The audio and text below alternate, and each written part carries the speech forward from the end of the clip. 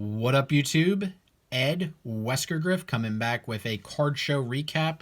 Went to the Neshaminy Mall card show on Saturday, and overall, out of all the Neshaminy shows I have gone to, this is the least amount of money I have spent at any one show.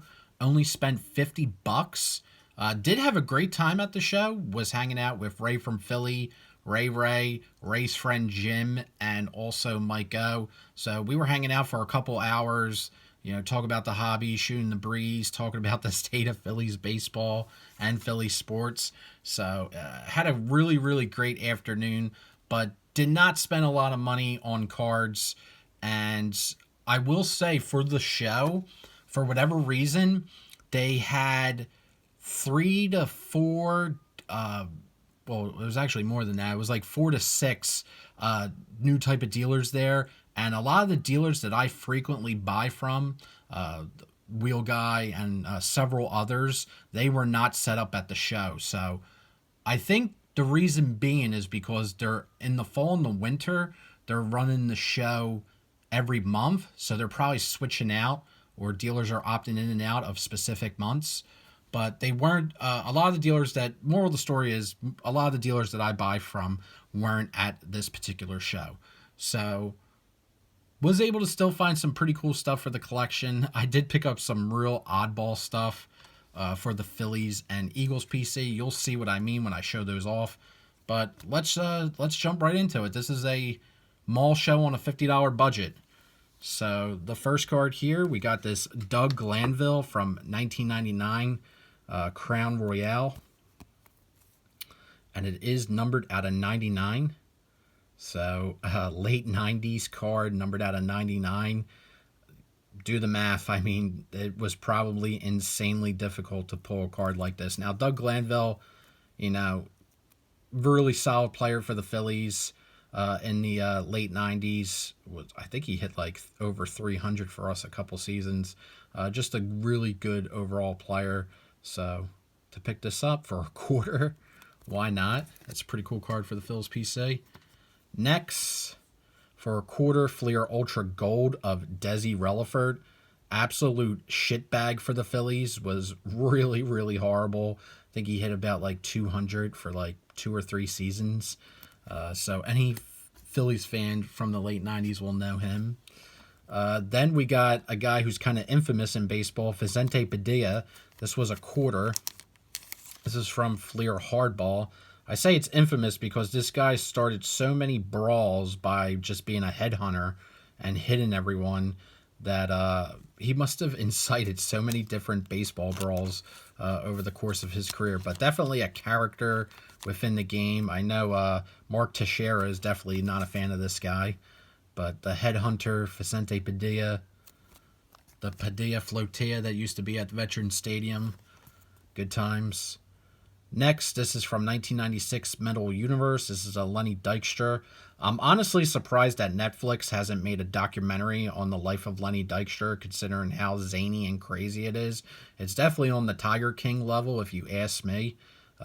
Really, really just absolute zany, kind of crazy, and Lenny Dykstra. Check out some of the stuff that he has done outside of baseball. Not good, folks. Next, we got this Black Diamond Bobby Hoyen. Looks like he's running for his life there. So pick that up for a quarter. By the way, when I bought all these cards, the dealer was looking at me like I was crazy picking up some of these cards.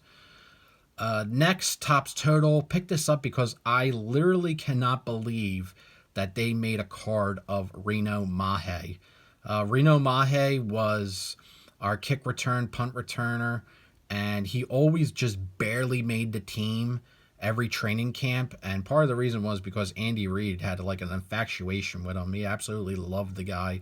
But he always was one of those guys who was on the cusp of being on the practice squad and would make the team. And he was actually on the Eagles for a couple seasons. Never really did anything worthwhile with us, except getting a fair catch every so often, or maybe catching the ball and getting sacked for a couple yards. But Reno Mahe, they made a card of him. Unbelievable. Next, out of Crown Royale 2002, the infamous Todd Pigston. This was 50 cents. You're probably wondering why I bought this. Well, it's numbered out of 175 from 2002 Crown Royale. So not a card you're going to find every day. But Todd Pinkston, definitely not a Eagles fan favorite player. And then we got his Topps Chrome Black. So the black refractor for $1. Dealer actually gave this to me for free. He said, listen, I'm not even going to charge you $1 for that card. You could just take it off my hands. Was numbered out of 599. So wanted to pick that up. Just thought, it's not a card you're going to find every day. And I have so many memories of Todd Pinkston consistently disappointing me every Sunday when I used to watch him as a teenager and as a kid.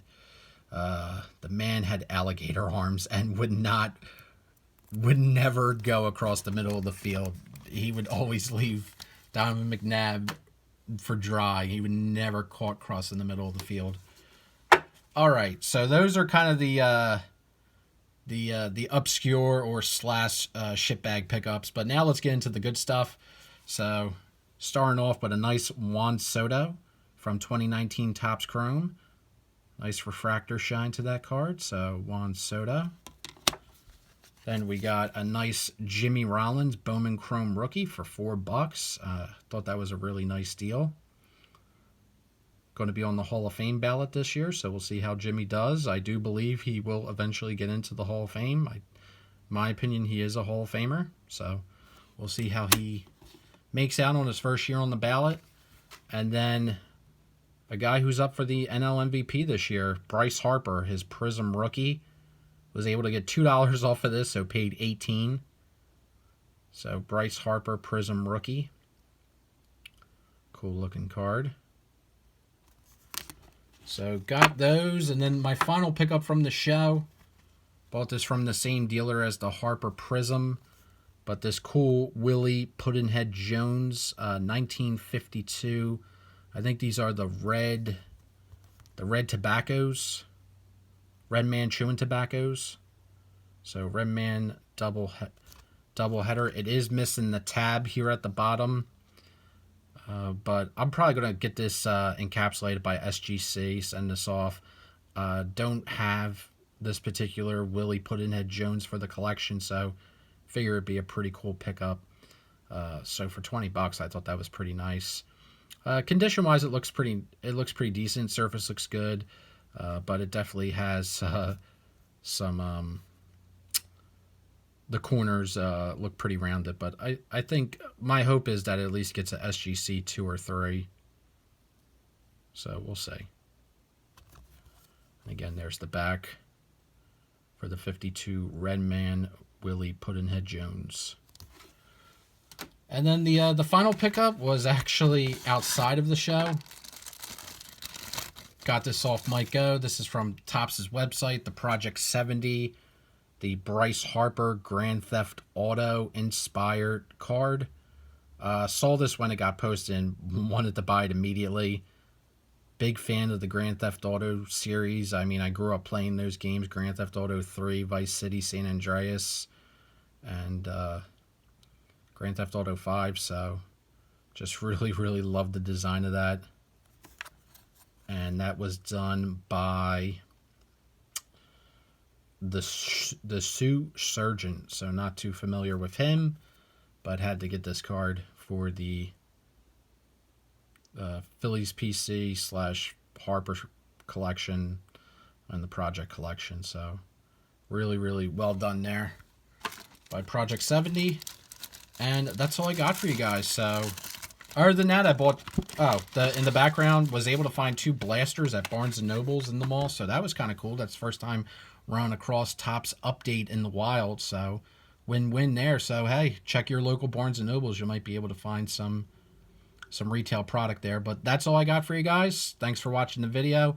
If any card shows are in your area, like I always say, go support them. Go check them out. Even if you don't have a lot of money, if you have a little bit of money, you can still have a really great time at a card show. You don't need to spend, insane amount of money to have a good time at a card show. So just go, participate, and support your local hobby. So that's all I got for you. Have a great one. Take care. Peace, fellas.